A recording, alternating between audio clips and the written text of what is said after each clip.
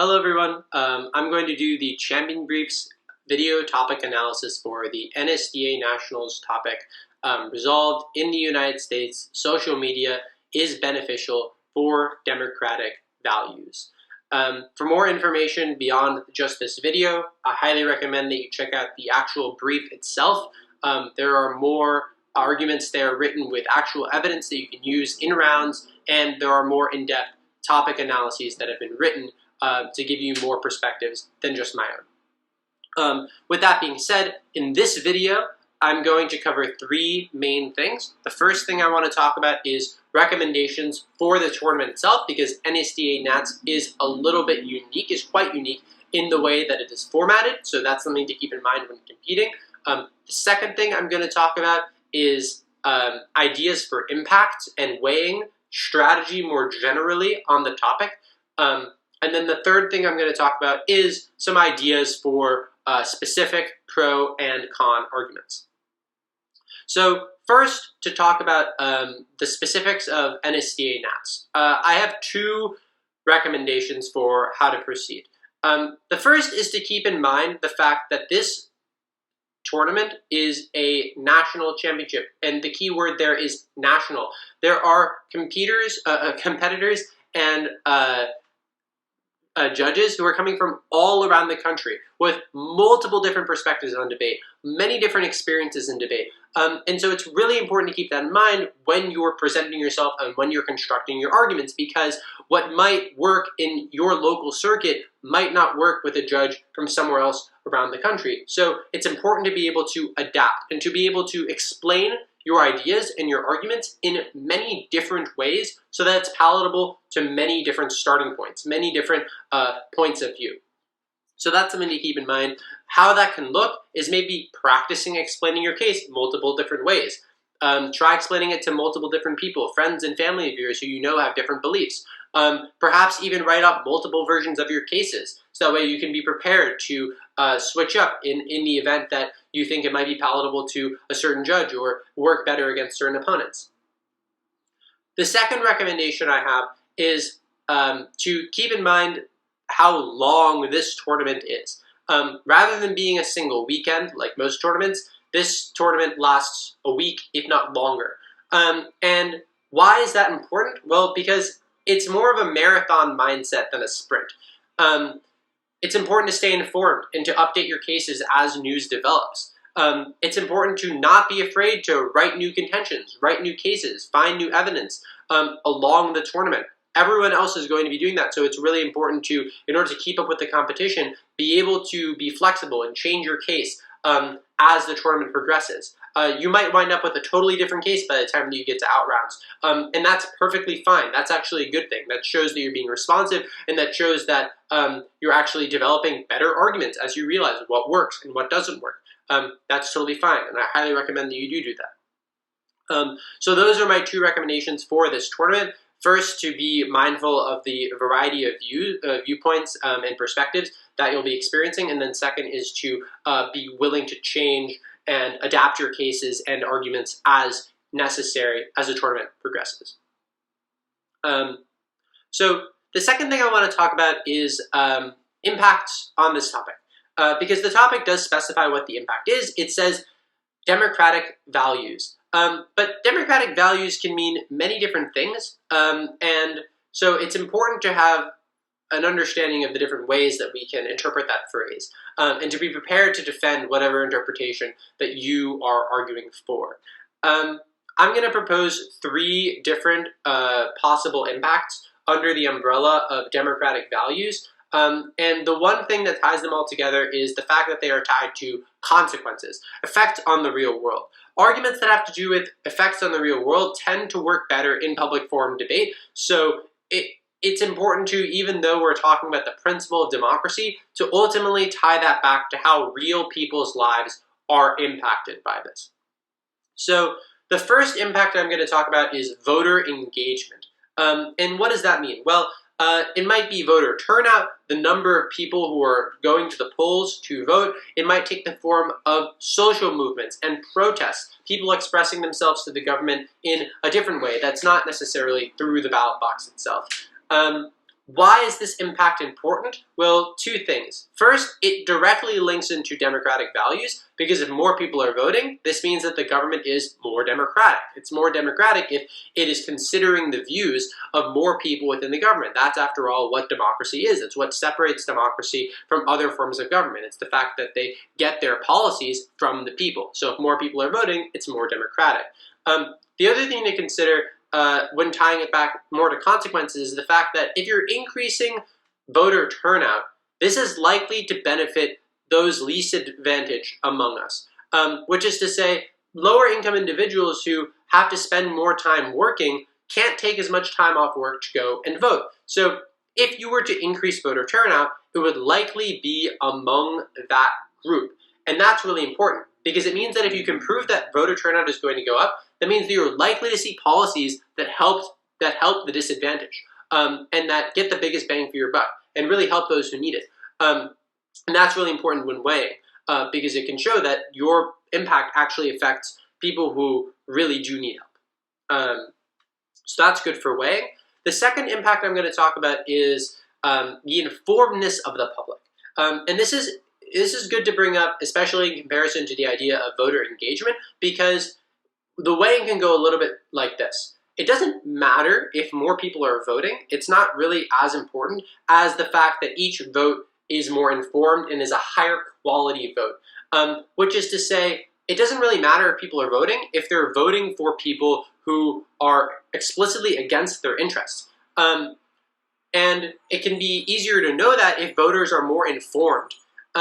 So this is another way that you can construct an impact here, making sure not just focusing on quantity of votes, but the quality of votes themselves. The third impact to mention is unrelated to votes per se, and it's more about what the government does with those votes. So the third idea is government responsiveness. So how quickly does the government respond to changes in opinion in the public? How quickly is the government able to pass policy when necessary?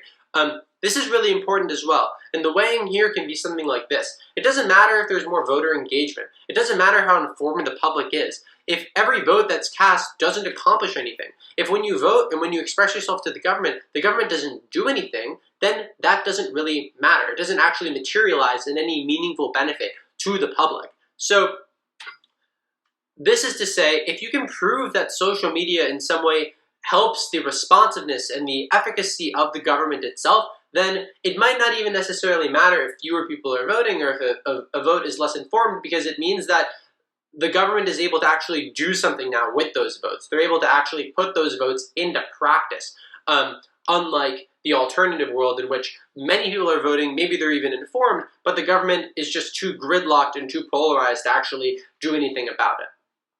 So that's the last idea I had there that I want to propose. Of course, there are more ideas here. Of course, there are many different ways to interpret this idea of democratic values.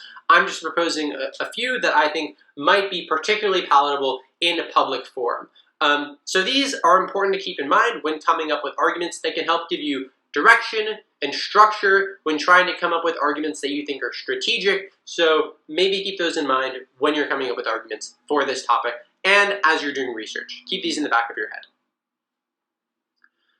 So now I'm going to give some specific ideas for pro and con. And I'm actually going to give 3 ideas for pro, 3 ideas for con, each of which relates to one of the 3 impacts that I just mentioned.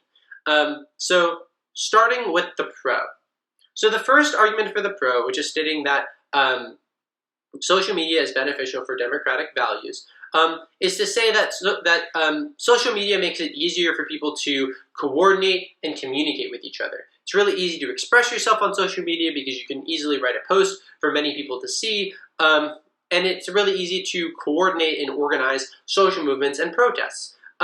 This impacts to both of the types of voter engagement that I mentioned, right? So if people are expressing themselves, debating more on social media, that means that they feel like they're more engaged in politics altogether. And it perhaps makes people more likely to vote because it means that they feel like they have more of a stake in politics since they've been discussing it this whole time, and perhaps they're more excited by politics, which will make people more likely to go out and vote. When it comes to protests and when it comes to social movements, it can be really easy to reach people. You can make Facebook events. You can post things on Twitter that tell people when protests are going on, so it's easier for people to coalesce in real life and protest to make things happen.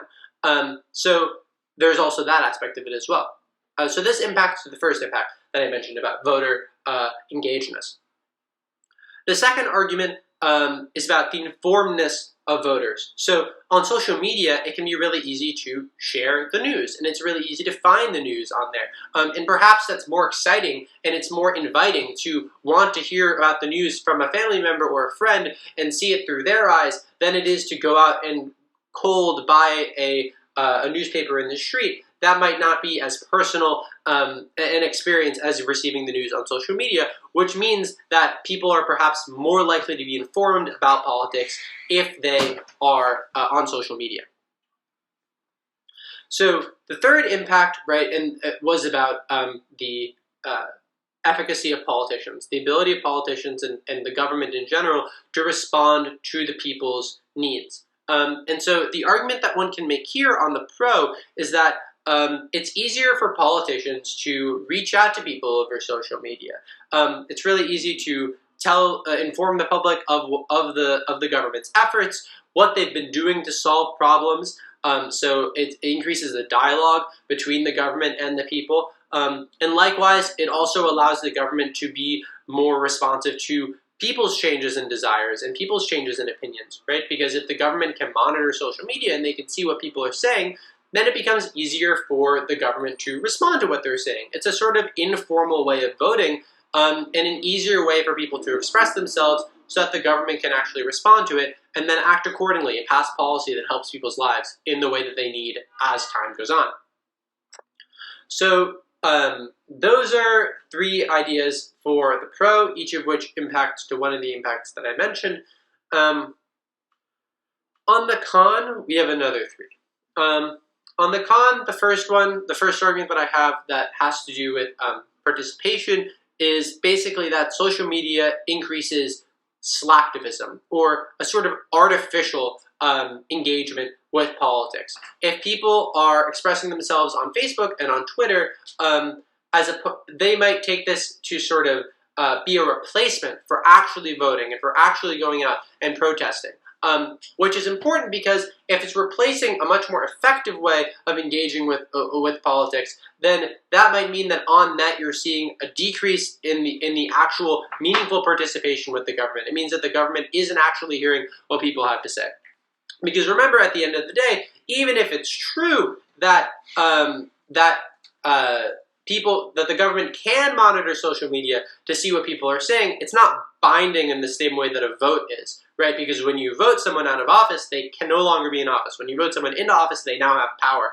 That's a much stronger way to engage with the government than merely writing a Facebook post. So if you can prove that one replaces the other, then that is a very good impact to democratic participation.